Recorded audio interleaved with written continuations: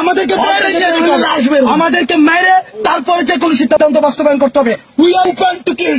আমাদের এখন মেরে ফেলবে। আমরা এতক্ষণ পর্যন্ত ডিসকাশনের জন্য আমরা অলওয়েজ ওপেন ছিলাম। আমরা ডিসকাশনের জন্য আমরা অলওয়েজ প্রস্তাব দিয়েছি। এখন আমাদেরকে মেরে যে কোনো সিদ্ধান্ত নিতে হবে। আপনারা সংবাদকর্মীরা কেউ টিয়ার ছেলের জন্য যাইতে পারতেছিলেন না। এখানে ওপেন একটা জানাজা হয়েছে, জানাজার পর আমরা চলে যাচ্ছি না, তাহলে আমাদের উপরে কেন অ্যাটাক করা হইলো?